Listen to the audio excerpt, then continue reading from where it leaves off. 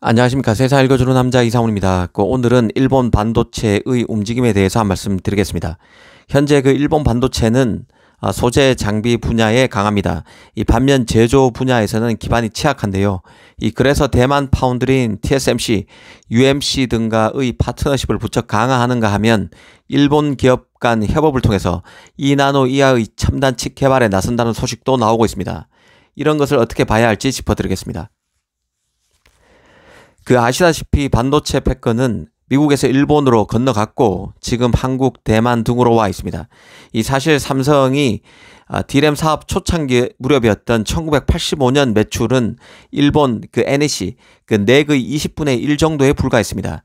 그렇게 보잘것없던 삼성이 90년대 들어 PC 출하가 급격히 늘자 고비용보다는 저비용의 D램 양산에 드라이브를 걸면서 일본 업체를 핀치로 내몰기 시작했습니다. 경쟁에서 진 일본 업체들은 사업 철수와 합종 연행을 할 수밖에 없었는데요. 그 결과 일본의 넥가, 히타치가 D램 사업부를 통합해서 엘피다를 만들었지만 이 엘피다도 2012년 법정 관리를 신청했고 결국 마이크론에 매각됐습니다. 일본의 D램 업체가 모두 망하자 일본 반도체 명맥을 잇는 기업은 낸드 플래시의 도시바 하나만 남았습니다. 그런데 이 유일한 기업 도시바마저도 원전 사업에서 대규모 손실을 보면서 자본 잠식에 빠졌고 결국 핵심 주력인 반도체를 분사시킨 후 지분 매각에 나섰던 것이죠. 사실 하이닉스도 도시바의 인수를 원했었습니다. 하지만 일본 정부는 한국 기업에 도시바를 넘길 생각이 전혀 없었는데요. 일본의 D램이 삼성에 의해서 완전 초토화된 상황에서 낸드마저 한국 기업에 넘길 수 없다는 자존심이 작용했다고 볼 수 있습니다. 그래서 결국 하이닉스는 미국 사모펀드인 베인 캐피탈 컨소시엄에 들어간 형태로 도시바 반도체의 지분 51% 안팎만 인수하는 방식을 차선책으로 선택할 수밖에 없었습니다. 지금 봐도 정정한 구조입니다. 낸드 메모리를 세계 최초로 개발했던 것도 바로 도시바에서 분사된 반도체 기업 키옥시아입니다. 격세지감이지만 한때 일본 메모리는 이처럼 강했습니다. 현재 일본은 대만과 강하게 밀착하고 있는데요. 미국, 일본, 대만, 한국이 칩포로 묶여 있지만 일본이 그나마 정을 붙일 수 있는 나라는 사실 대만입니다. 무시했었던 한국에게는 메모리에서 철저히 패배한 탓에 자존심을 구겼고 미국에게는 1985년 플라자 합의라는 아픈 상처가 있는 게 일본입니다. 이 플라자 합의에 의해서 당시 달러당 240엔이었던 엔달러 환율은 2년 뒤인 1987년 달러당 120엔으로 엔화 가치가 급등하면서 일본 반도체의 수출 경쟁력이 크게 하락하게 됩니다. 당연히 미국 반도체에 밀렸고 한국 제품의 저가 공세까지 직면해서 일본은 나락으로 빠지게 됩니다. 물론 플라자 합의는 냉정히 볼 때 일본의 핑계 같은 측면이 있습니다.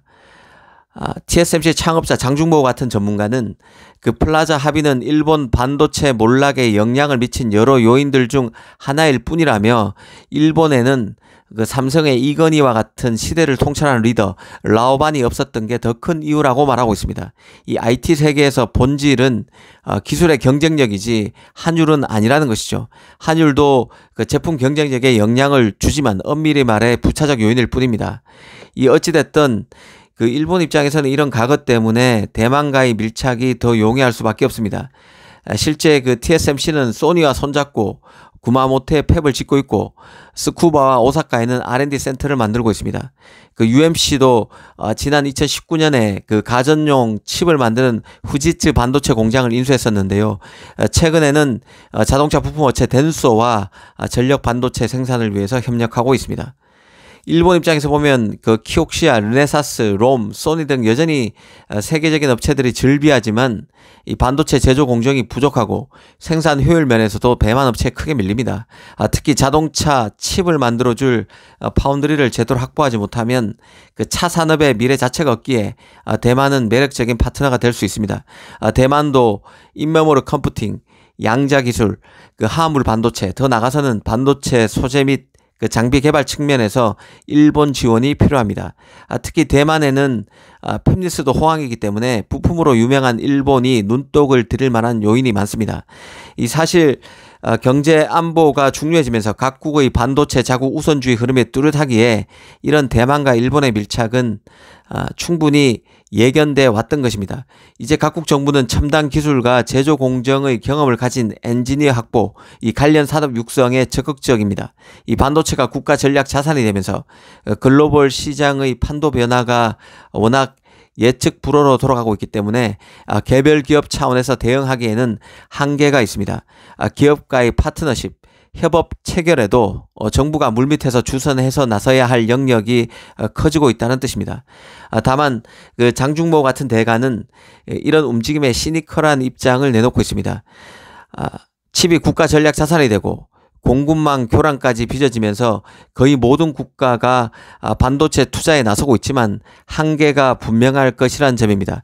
특히 미국과 일본도 옛 영광을 되찾을 수 없을 거라고 장중모는 말하고 있습니다. 이 장중모는 미국이나 일본이 이 반도체 제조에서 옛 지위를 회복할 수 있을지는 대만과 한국, 중국이 어떻게 되느냐에 달려 있다고 말하고 있습니다. 현재 그 대만과 한국이 여전히 반도체에서 기세를 더 키우고 있고 미국 규제로 더디긴 하겠지만 중국까지 성장하게 되면 미국과 일본 반도체의 설 자리는 향후 20년 내에는 크게 부응하기 어려울 것이라고 그는 보고 있는데요. 이 장중모의 이런 판단에는 결국 인재, 사람이 있습니다. 미국 같은 경우는 제조업은 시대에 뒤처진 산업이라는 인식이 여전히 강해서 이 반도체 엔지니어들조차 금융 투자 업계를 지망할 정도이기 때문에 정부가 앞서서 나선다고 될 일은 아니라는 논리입니다. 사실 이런 한계를 알면서도 국가 간 밀착이 강화되는 데는 그만큼 이 반도체가 중요하고 그 결과 국가적 전략이 있어야 한다는 판단이 대세로 작용하고 있기 때문입니다. 소재, 장비, 부품, 설계, 제조 등 분야별로 물고 물리는 게 반도체 산업입니다. 적과 아군이 분명하지 않죠. 더 힘센 경쟁자를 이기기 위해서 다른 경쟁자와 손을 잡을 수도 있고 한 분야에서는 경쟁자이지만 다른 분야에서는 자신을 도와주는 조력자도 수두룩한 게 반도체 세계입니다. 그래서 비즈니스에 영원한 적도 친구도 없다고 하는데 반도체가 딱 그렇습니다. 특히 그 반도체가 국가 전략 자산이 되면서 이미 미국을 비롯한 각국 정부는 반도체 공급망을 지역화하고 있습니다. 각종 보조금 지원, 인센티브 확충 등을 통해서 팹 유치에 나서고 있다는 뜻입니다. 이는 결국 팹이 이전보다 넓게 분포되는 팹의 지역화를 낳고 있고 이 지역화의 결과 규모가 큰 기가 팹에서 더 작은 팹이 대세가 되는 추세입니다. 이 경우 그 클러스터 효과를 누리기 어렵기 때문에 팹이 덜 효율적이 되는 단점이 생기는데요. 생산 비용이 더 든다는 뜻이죠. 일본과 대만의 밀착 같은 경우는 그런 측면에서 괜찮은 대안이 될 수도 있습니다. 이 거리상 가깝고 같은 동아시아권이기 때문에 문화적 이질감도 상대적으로 덜합니다. 인재도 뛰어난 인재도 많죠.